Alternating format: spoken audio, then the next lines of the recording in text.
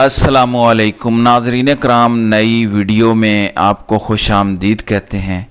اس وقت بری طرح سے پی ٹی آئی تقسیم کا شکار ہے، سب ایک دوسرے پر الزام تراشیاں کر رہے ہیں، کوئی خان کی رہائی کی تحریک پر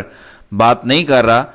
کل اتنا بڑا ایونٹ ہوا، خان کا کیس تیسری بار ہیٹرک ہوئی ہے، تھرڈ ٹائم وہ کیس ایڈجرن ہو گیا، ملتوی ہو گیا بغیر ہیئرنگ کے، اس پر کوئی بات نہیں ہوئی، بس ایک چیز پر فوکس ہے۔ کارکنان اور پی ٹی آئی لیڈرشپ آمنے سامنے آ چکی ہے۔ ایگزیکٹ کچھ لوگ یہی چاہتے تھے کہ ایسا ہو اور وہ بڑی کامیابی کے ساتھ ہوتا دکھائی دے رہا ہے۔ اس ٹائم بہت سارے لوگ تو شاید انجوائے کر رہے ہوں گے کہ یہ سچویشن ڈیولپ ہوئی ہے، اور جو آبجیکٹیو تھا کہ خان کی ایکسیس روکی جائے کارکنان تک، اس کے نتیجے میں جو اچیو ہو سکتا تھا ایگزیکٹلی وہ ہو رہا ہے۔ اس کا مطلب ہے کہ مزید ایکسیس روکی جائے گی تاکہ مزید ٹائم کے لیے مزید آبجیکٹیو حاصل کیے جا سکیں، اور اس میں کچھ سوشل میڈیا کے لوگ ناکامی میں یا جانتے بوجھتے ہوئے بھی حصہ بن رہے ہیں، وہ نہیں رک رہے۔ اس ٹائم آپ سوشل میڈیا اوپن کریں، ایسے لگ رہا ہے جیسے گندے کپڑے لا کے کوئی چوک پر دھو رہا ہے۔ مجھے یقین ہے اگر یہ سچویشن خان کے سامنے جائے اور ان کو پتہ چلے کہ پارٹی میں اس ٹائم کیا چل رہا ہے تو وہ بالکل خوش نہیں ہوں گے۔ متعدد بار ان کی جانب سے یہ پیغامات آ چکے ہیں کہ آپس میں اتحاد قائم کریں، آپس میں لڑنا بند کریں، لیکن ایسا لگتا ہے کہ بالکل اس کے الٹ معاملات چل رہے ہیں۔ کارکنان تو یہ سب کر رہے ہیں، لیکن میں حیران ہوں کچھ پی ٹی آئی کے لیڈرز جو ہیں وہ ٹیلی ویژن پر بیٹھ کر اپنی لیڈرشپ پر الزام تراشی کر رہے ہیں۔ مطلب گنڈا پور نے کوئی تبادلہ نہیں کرایا،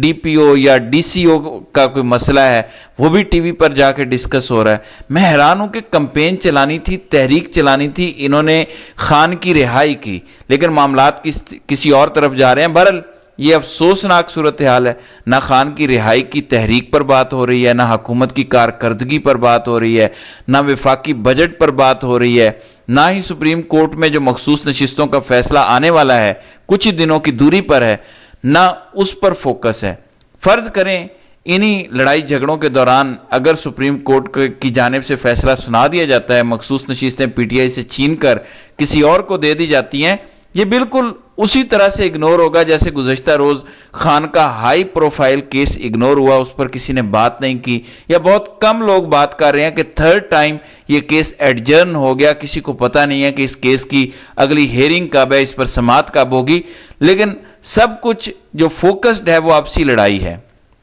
گنڈا پور تو ظاہر ہے سی ایم ہیں، چیف ایگزیکٹو ہیں، ان پر ذمہ داری عائد ہوتی ہے،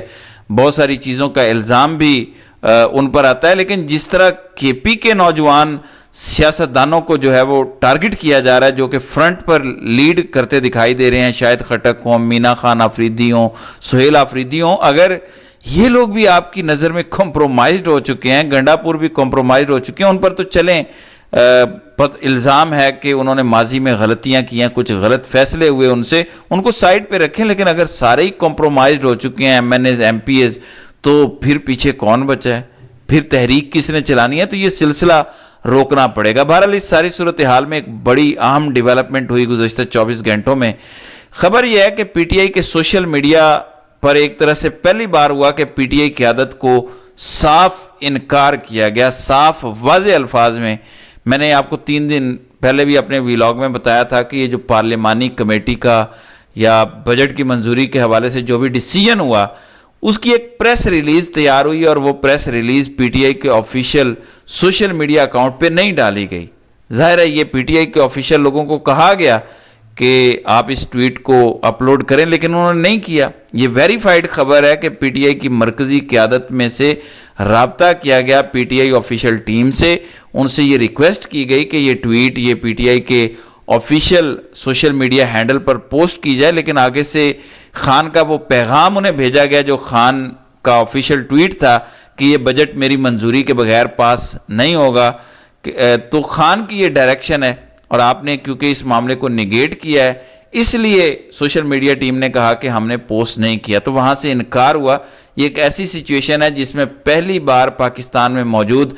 مرکزی قیادت کو انکار کیا گیا ہے، اور ایکشن لیا گیا ہے کہ یہ عمران خان کے نظریے کے اکارڈنگ نہیں ہے، اس لیے ہم اس کو پوسٹ نہیں کر سکتے۔ یہی وجہ ہے کہ شاید بار بار پی ٹی آئی کے یہاں کے لوگ کوشش کر رہے ہیں یا وہ چاہتے ہیں کہ خان کا کم از کم سوشل میڈیا اکاؤنٹ پاکستان میں آ جائے یا اس کی کوئی ایکسیس پاکستان میں ہو، لیکن ہم نے دیکھا کہ متعدد کوششوں کے باوجود اس میں کامیابی نہیں مل سکی کہ ان کا لاگ ان ایکسیس جو ہے پاکستان آ سکے۔ دیکھیں جس طرح سے کریک ڈاؤن ہوا سوشل میڈیا ٹیم پر، اگر پاکستان میں اس کا ایکسیس ہوتا تو یقیناً وہ کمپرومائز ہو چکا ہوتا اور کوئی جنرل کرنل اسے چلا رہا ہوتا، اس لیے یہ باہری ہے اور اس پر سالڈ سٹینڈ لیا گیا ہے۔ تو یہ صورتحال ہے۔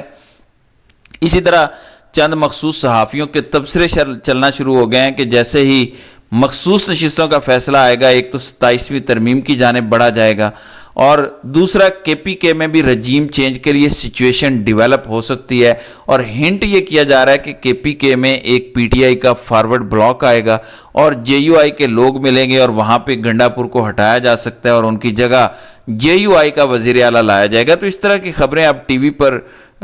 فلوٹ ہونے لگ گئی ہیں۔ عامر الیاس رانا نے اس پہ پورا تبصرہ کیا ہے کہ آنے والے دنوں کا نقشہ یہ ہو سکتا ہے۔ اگر وہ کلیم کر رہے ہیں کہ اس طرف سوچا جا رہا ہے کچھ حلقوں میں رجیم چینج کی طرف یا گنڈا پور کو ہٹا کے جے یو آئی کی طرف معاملہ لے جایا جا رہا ہے، تو میرے نزدیک یہ بڑا مشکل ہے، کیونکہ خان کے پاس کے پی کے میں اس ٹائم جو نمبرز ہیں اور جو ان کے ایم پی ایز ہیں، مجھے نہیں لگتا کہ وہاں پہ کوئی فارورڈ بلاک بننے کی اس ٹائم پوزیشن ہے۔ جس طرح سے لوگوں نے گنڈا پور کو خالی ایک بجٹ پاس کرنے پر پکڑ لیا کہ آپ کی ہمت کیسے ہوئی، آپ نے یہ کیسے کیا، تو یہ سارا کچھ کر کے انہوں نے کدھر جانا ہے۔ بہرحال بہت مشکل کام ہے، لیکن آپ کو اپنے انتظامات پورے رکھنے ہیں۔ سیاسی صورتحال میں کبھی بھی کچھ بھی ہو سکتا ہے، اس لیے آپسی لڑائیاں چھوڑ کے تھوڑا پولیٹکس بہتر کرنے پر فوکس کیا جائے تو بہتر ہے۔ بہرحال دوسری جانب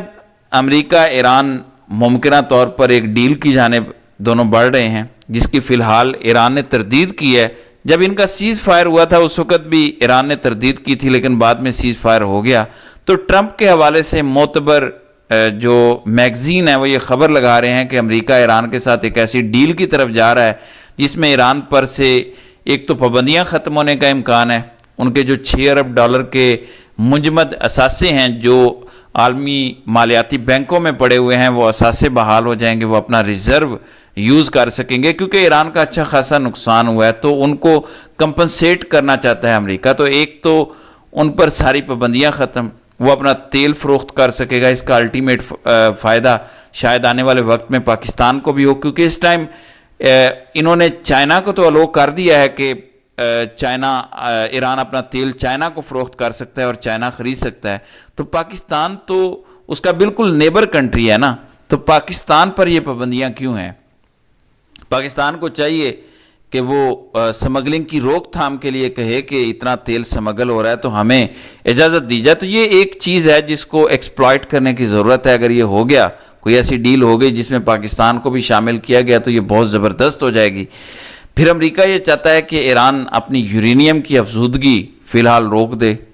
کوئی نیوکلیئر پروگرام وہ شروع نہ کرے۔ ہاں، سیول نیوکلیئر پروگرام وہ شروع چلا سکتا ہے۔ سیول نیوکلیئر پروگرام یہ ہوتا ہے کہ آپ بجلی گھر بنا سکتے ہیں، میڈیکل یا زرعی معاملات کے حوالے سے چیزوں کا استعمال کر سکتے ہیں، جدید ٹیکنالوجی استعمال کر سکتے ہیں، لیکن ملٹری کے اعتبار سے اس کا استعمال نہیں کر سکتے، یا ایٹمی ہتھیار بنانے کے لیے یا جنگی ساز و سامان آپ نہیں بنا سکتے۔ ہاں، سیول نیوکلیئر انرجی کے طور پر آپ اس کا استعمال کر سکتے ہیں۔ تو امریکہ اس ٹائم یہ چاہتا ہے، ہو سکتا ہے آنے والے 1-2 ہفتوں میں یہ ڈیل ان کی ہو جائے، لیکن اس سے بھی امپورٹنٹ ڈیولپمنٹ جو ریسنٹ ٹائم میں نظر آ رہی ہے، جس کا دا ٹائم آف اسرائیل نے ذکر کیا ہے کہ امریکہ اور اسرائیل اس بات پر اتفاق کر رہے ہیں کہ غزہ میں جنگ بندی اب ہو جانی چاہیے۔ اس پر میں پچھلے ویلاگ میں تفصیلاً بات کر آیا ہوں۔ غزہ کا کنٹرول 4 ممالک کے پاس چلا جائے گا۔ دوسری جانب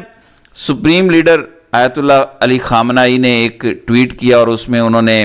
اپنی عوام کو فتح کی مبارکباد دی ہے کہ ہم نے صہیونی ریاست کے خلاف شاندار کامیابی سمیٹی ہے۔ گو کہ بے شمار نقصان بھی اٹھایا اپنے فوجی جوانوں کی شہادت کی صورت میں، اپنے سویلینز کی شہادت کی صورت میں، لیکن اس میں کوئی شک نہیں کہ ایران نے مضبوط سٹینڈ لیا۔ انہوں نے اپنے ملک میں رجیم چینج کو ناکام بنایا، انکنڈیشنل سرنڈر کو بھی ناکام بنایا اور نقصان کے باوجود بھرپور مقابلہ کیا۔ جس طرح سے آخری دنوں میں ایران نے حملے کیے ہیں، ایڈمٹ کیا گیا کہ آخری دنوں میں اسرائیل کو بہت پھینٹی پڑی ہے۔ بہرحال یہ اب تک کی صورتحال ہے، تو دیکھتے ہیں کہ آئندہ آنے والے دنوں میں اس حوالے سے مزید کیا ہوتا ہے۔ تو ناظرین کرام، آپ کی اس ویڈیو کے حوالے سے کیا رائے ہے؟ آپ اپنی رائے کا اظہار کامنٹ سیکشن میں ضرور کیجیے گا۔